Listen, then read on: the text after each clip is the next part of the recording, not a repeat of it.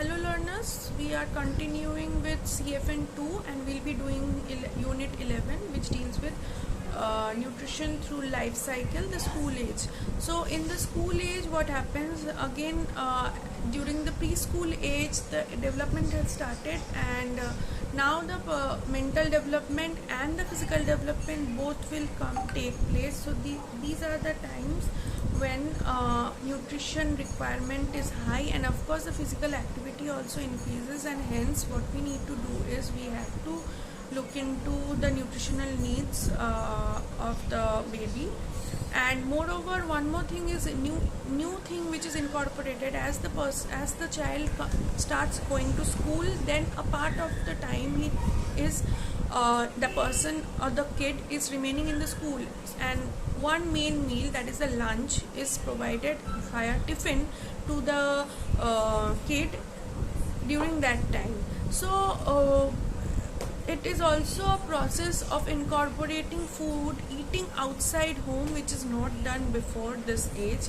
So that way what happens, we have to first adapt the system of tiffin into the child, so that the person, and also with interesting foods, because if the food is not at all interesting, and if peer is having something interesting, the child might not feel to eat, which is a very common problem of malnutrition.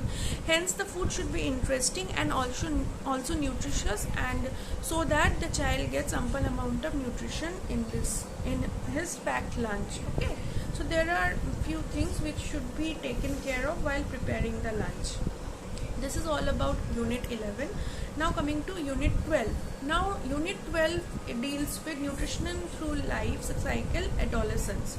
Adolescence is a time when the person is going to class 9, 10 at that time. So at that time mood swings and mental and emotional changes happen, and that way, and the person and the child or the adolescent lady or boy is now mixing up with the world and always tries to explore the outer world. So it is very important to look after the nutrition of that person, but the nutritional requirement doesn't increase in that manner which is used to increase during preschool or in school age, because mental development has almost completed.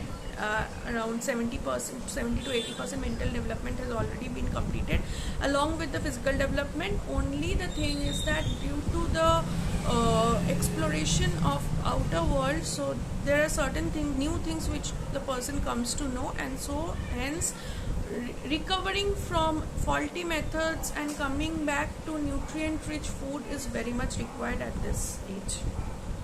Physical growth keeps on happening in this age, and also this is an age where the person can grow obese or undernourished because of the external exploration with the world. Okay, so we need to look after the matter. Problems of adolescent that might affect nutrition. First of all, obesity, which I was talking about. Then sports. This is the age where the person is goes into sports or something due to exploration. Third, acne. Acne is a very common problem in specifically girls of this age. Next, alcohol. See, this is an age when the person tries to taste alcohol or smoke, and this is harmful for the health. So we need to make the person aware of the do's and don'ts, but not restrict, because if we try to restrict it, so that way it might go in a negative manner. So it is better to explain them the entire thing. One more thing, after adolescence, pregnancy might come, so the body should be prepared in such a manner so that it is ready for any type of condition.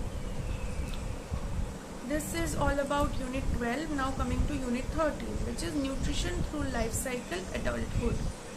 During adulthood what happens, adulthood is the major part where all types of stress and all types of mental pressure comes into us, and that's why we need to think about certain nutrients which helps in cooling down or which keeps us healthy.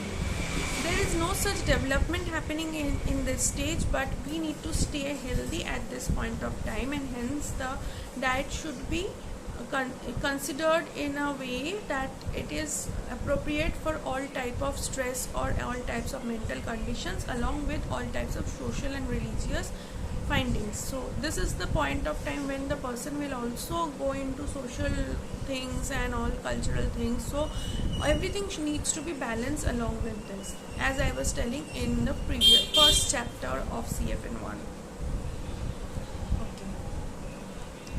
So this is all about adulthood. Now coming to unit 14, which deals with nutrition through life cycle, old age. Now this is again a vicious cycle which comes back, and during old age, as the person is getting weaker than before, so that's why the nutritional requirements change. Some things should be reduced and some things should be increased due to the geriatric age. So basically aging happens, and to avoid, we can't avoid aging, but there should be certain things which should be incorporated into the food so that the person stays fit. And also this is an age where the person tends to get diseases, so we should take care of that also, of the elderly person, and also something which is easily digestible. So the requirements are a bit different from that from the adulthood. We also need to know that all the socio-cultural like celebration and everything comes to the higher peak at this age, and the person tends to follow all types of social and cultural and religious beliefs. So everything should be balanced in such a way that that person can maintain everything along with the nutritional needs. And meals should be planned in such a way so that all types of nutrients are there in the diet. So this is all about unit 14. Now coming to unit 15. Unit 15 is all about assessment of nutritional status. I have already mentioned about the assessment of nutritional status. The first thing is anthropometrical measurements, which consist of weight, height, weight for height, BMI, MUAC in case of kids, skin fold thickness, these type of things. And then and the second part of the nutritional assessment comes under you can see all these types in your chapter, just go through it. Okay.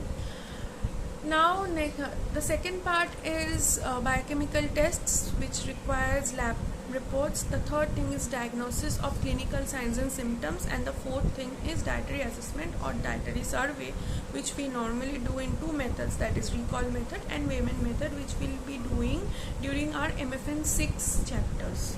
Okay. This is all about unit 15. Now coming to unit 16.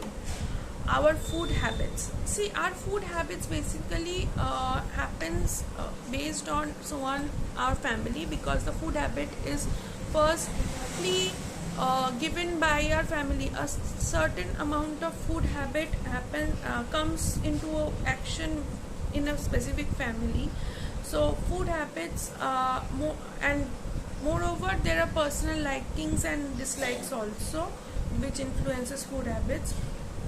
I have already spoken about the food acceptance and how we have, so I will not go into detail of it. Creating good food habits in children. See, if we create a good food habit in children, that will continue till the end. So that way we can we can incorporate good food habits into the entire life of that person. And as I have already spoken about convenience food, so convenience food can be incorporated if food needs to be made interesting for all. This is all about food habits, and everybody must be facing about food habits more. And we come to an end of unit 16. Now unit 17. This is the last chapter of CFN 2.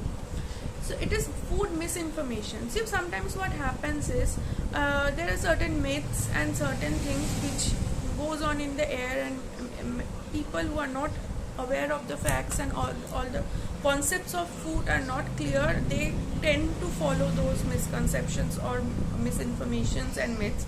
So we should make aware of the fact that there are misconceptions, like misconception about water. A lot of advice that have been given to you about the water you drink.